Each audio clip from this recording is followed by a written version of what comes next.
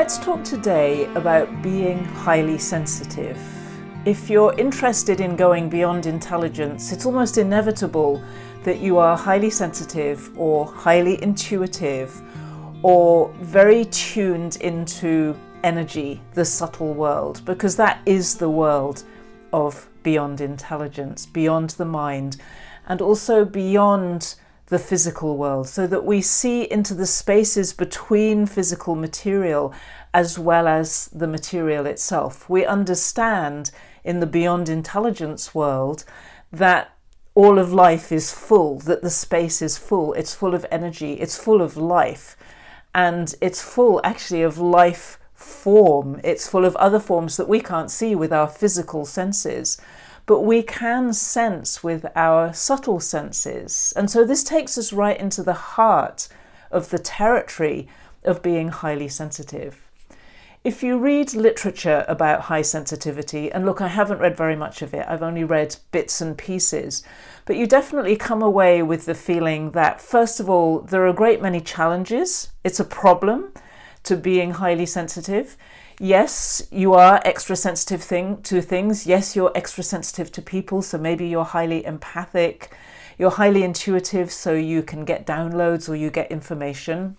That is all part of the package of being highly sensitive. But very often it feels like highly sensitive people need to learn how to manage themselves, to keep themselves out of the way of the very noisy world that we live in.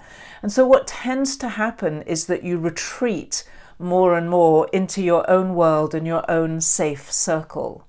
So for example, I know that, I used to find it really hard to be in very crowded spaces, so I didn't go there. I found it hard to go into places like museums and churches because of the very old energy that's often hanging around in them. And I would feel it the minute I walked in, and my legs would start aching, and I would just feel like I don't want to be here.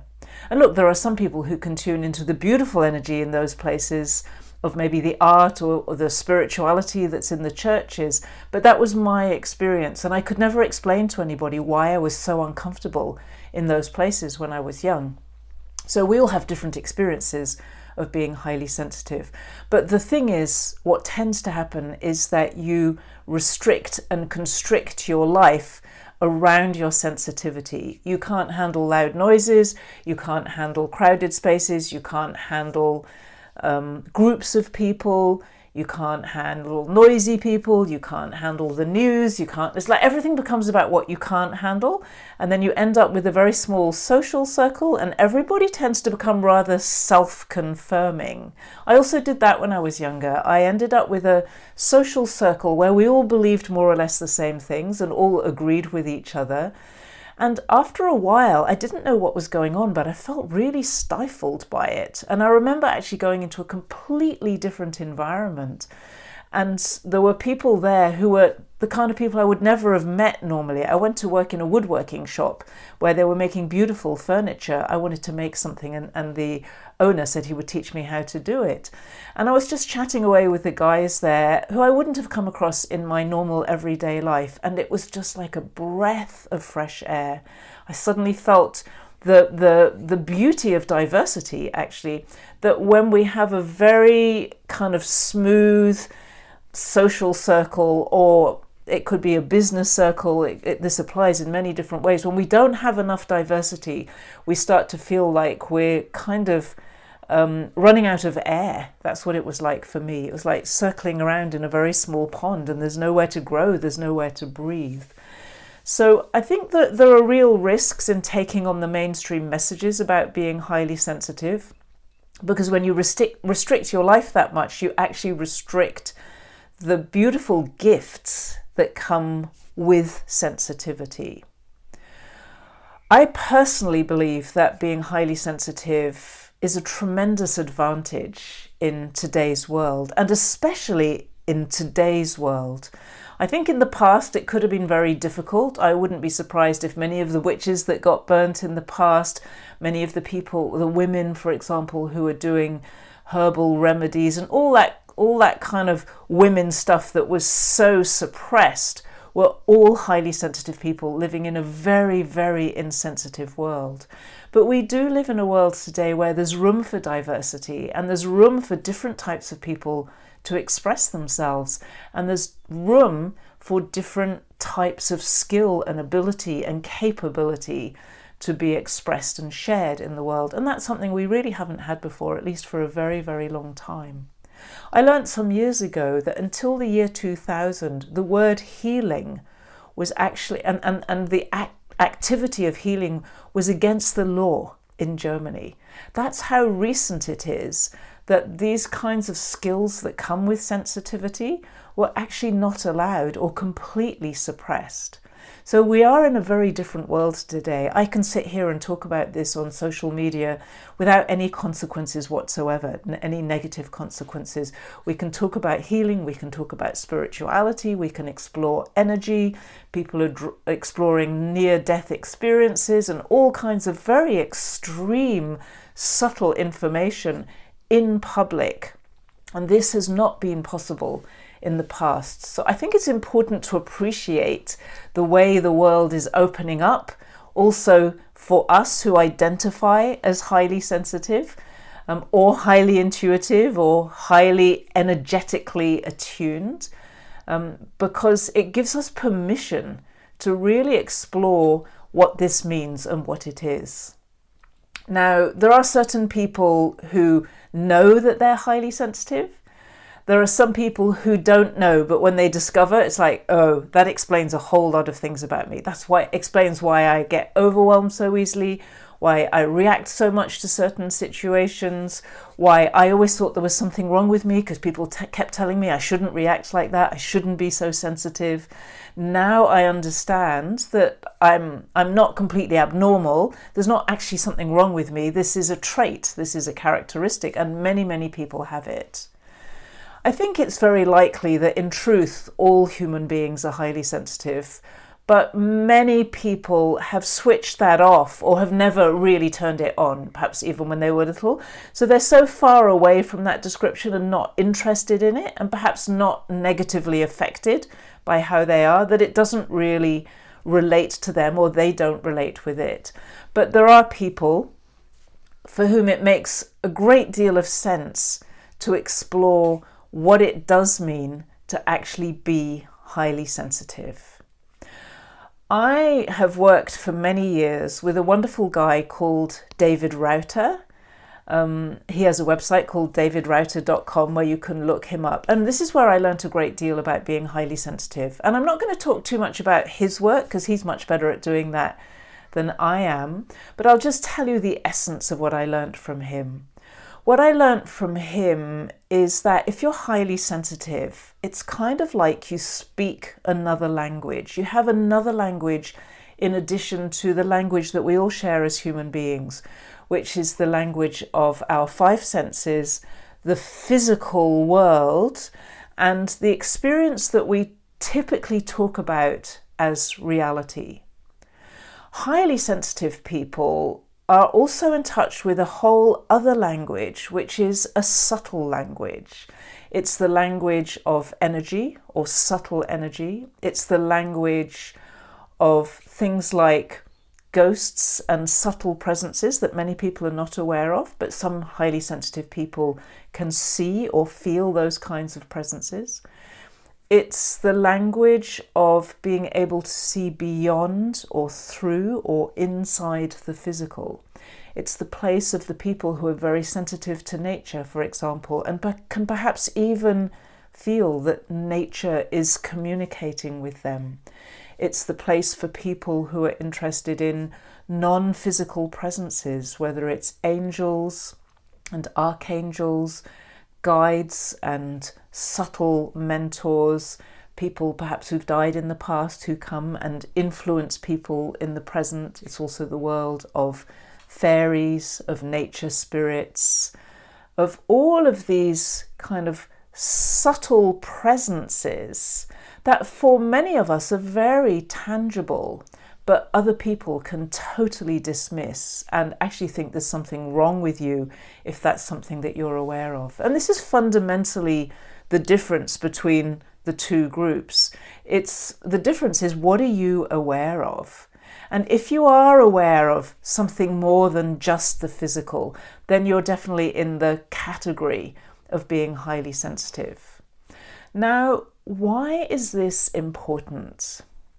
At one level, I think it is profoundly important because you actually live a completely different way if you're aware of subtle information and the subtle or multi-dimensional or interdimensional worlds.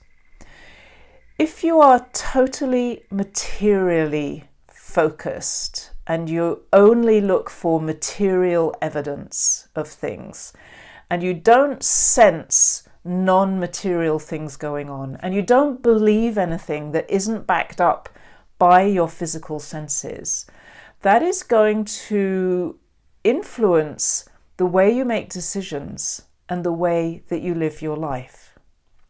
Now, what I really want to focus on is what happens if you are highly sensitive and you do sense life and presence beyond the physical. Of course, we all sense the physical as well through our five senses.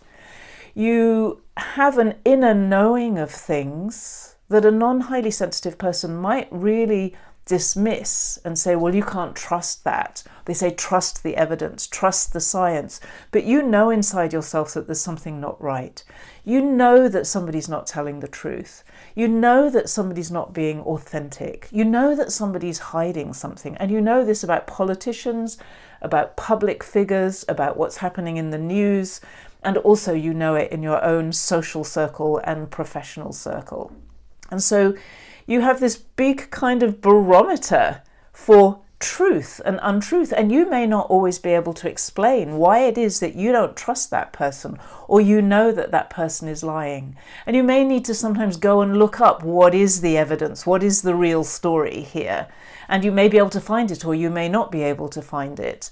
But there is no doubt, if you have this ability to sense things, it's a very accurate barometer, if you like. It's a very accurate, subtle instrument that exists inside you that can give you a huge amount of information about life. Now, obviously, if you have a barometer for truth, and also, therefore, a barometer for lying, a barometer for lack of integrity, lack of authenticity, a barometer for what's being hidden, then you can use that as a tool for navigating how you interpret the information that people give to you. Do you believe and trust the news, or do you go and look for a deeper truth, what's behind the story that's being shared on the news? Do you trust the people that are giving you information in your business? Or do you listen and think, hold on a moment, there's something else I need to find out here, or there's something else I need to be listening to, not just what this person is telling me, because it doesn't add up. It doesn't stack up. It's like, this isn't the whole picture. There's more to this story than what I'm being told here. So that's an incredibly powerful antenna, if you like, for information that is missing in the purely physical world. The physical world is very noisy, it's very dominant, it can be very compelling. It's like, yeah, listen to the science or read the science. It shows you, here's the evidence. But even what we've come to discover through quantum physics and quantum science is that the intention of a person doing an experiment affects the outcomes of the experiment. You can go and read about that in books like The Field by Lynn McTaggart. And there's a book called The Quantum Revolution by Paul Levy and possibly Jean Houston. They talk about these things and it's really clear. Now, intention is subtle information.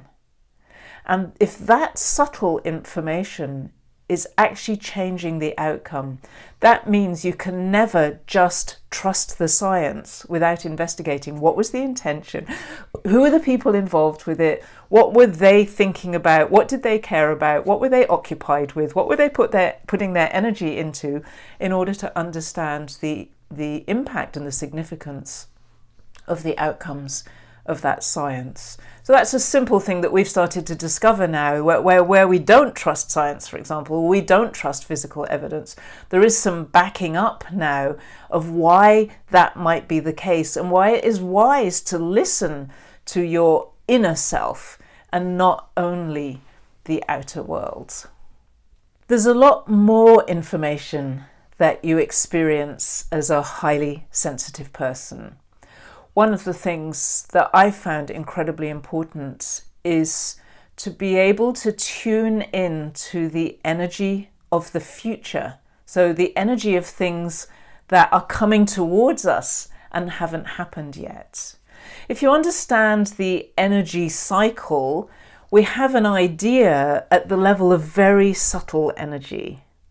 And that idea, it's almost as if once we grab it, once we say, yes, I'm going to take this idea and do something with it, it's like it comes closer and closer and closer and closer to our physical self. And at a certain point, if we work with that idea, it starts to turn into physical reality. Now, this can be at the level of manifesting something. You really want something, you're lit up by the idea of having something, and then a bit later you suddenly discover it shows up in your world. That's manifestation. That is a simple example of something that starts kind of in the energy, or maybe starts deep inside your own energy. That's another way of seeing it. It's kind of inside and outside at the same time, in my experience. And then it comes closer and closer until it becomes your reality. You would really love to have a certain type of, I don't know, something you want to buy in your business or in your home. You can't afford it right now, but you put it out there, you put it out to the universe, and then a bit later you find that you've got it. Typical manifestation, typical from subtle to physical. Now, that wish you had, in a way, was a very simple way of reading the future. If you know how energy works, if you know that when you have a wish, as long as you allow that wish the space to manifest, it will manifest in your life, because that's what wishes do, then that's a simple way of being able to know things that are going to happen to you in the future. But actually, this is a far richer capacity than that. It's possible to tune into any part of the future, any part of the world, any part of your life or other people's lives, and read information from that. Now, the future isn't fixed yet, so I don't say that you can read information in a way it's like you can force that thing to become true, because when you're highly sensitive, working with force actually works very strongly against you. When you use force and you put force out into the world will bring force back to you, and it's incredibly uncomfortable for highly sensitive people. So it's not that, but what you can learn, and what I found incredibly valuable, is to be able to scan all this information about the future. For example, perhaps in relation to a decision that you're making at the moment. I sense into what are the consequences of this decision if I make it this way? What are the consequences if I make it that way? What are the consequences if I change this little bit? Because I can start to sense into, well, this bit doesn't feel really good. This bit feels fantastic. I love that consequence. I love the feeling and the subtle story or the subtle picture of that consequence. I want more of that, but I don't like this bit. This doesn't feel comfortable. What happens if I change it? And so we start to be able to play with the future, play with what we are materializing. This really goes beyond manifestation into materialization. What are we materializing? What are we bringing into reality here? Now, this is very powerful, especially in a time when a lot of people feel that we don't know how to navigate in today's world. The old rules are falling apart. Things that worked even a year ago are not working so well anymore. We hear this all the time, especially in business, but you can see it in every area of life. So much of the fabric of society that we've relied upon and become used to is being kind of steadily ripped apart, simply because it turns out that it wasn't what we were told it was. And so we don't feel that we're on very stable ground if we're relying on the physical world to give us our information, because it's the physical world that is being torn up and changed so dramatically.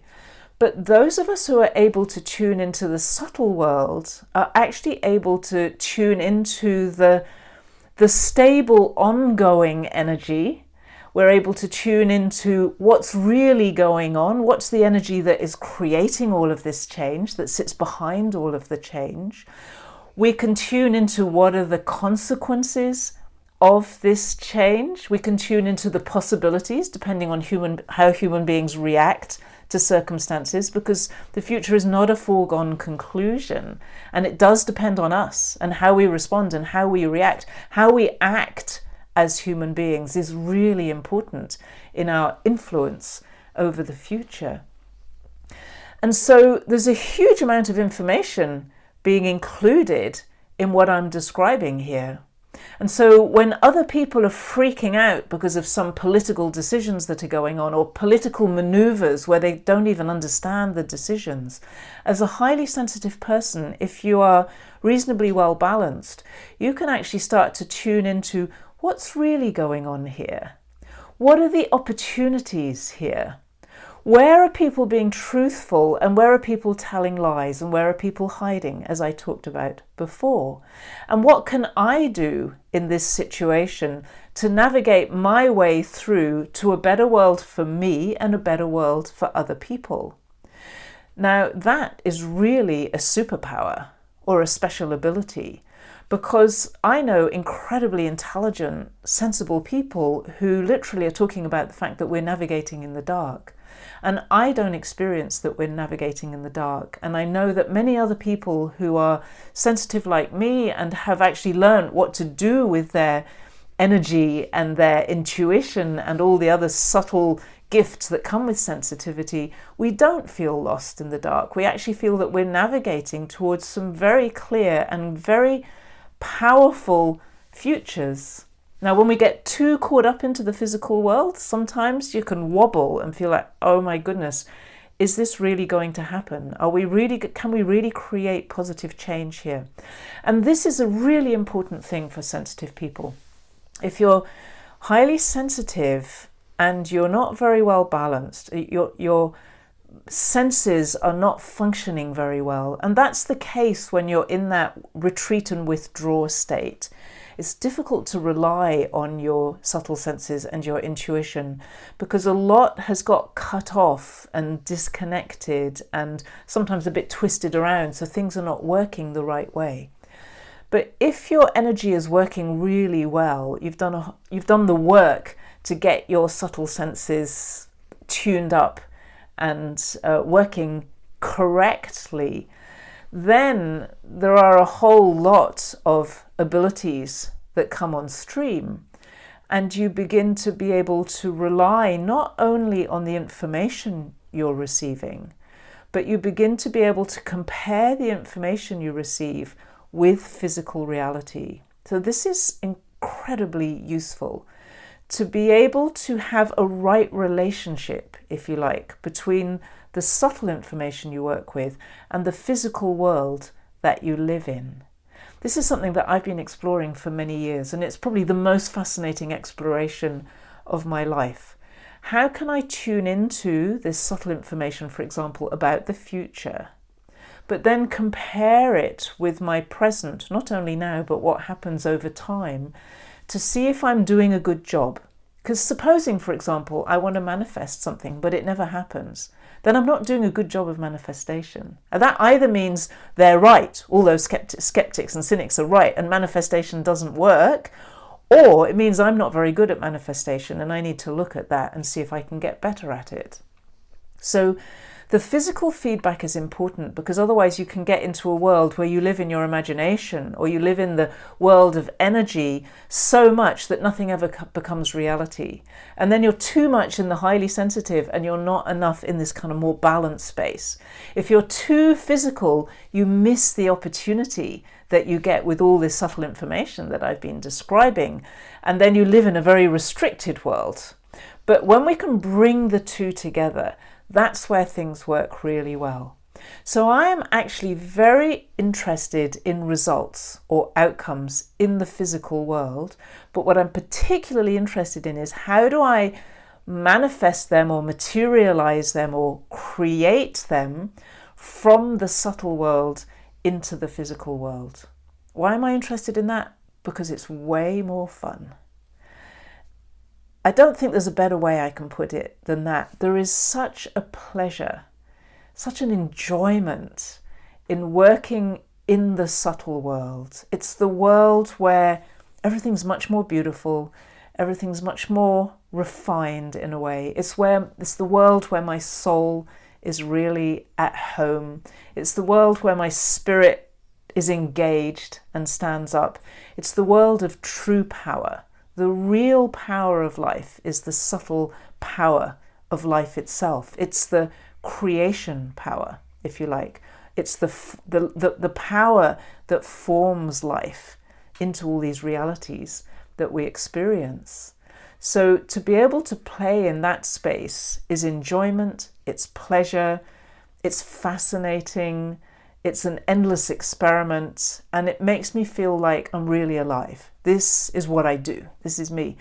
But what I want to see is that it translates into physical reality. And I want to see where it doesn't translate, because that's where I need to improve my skill.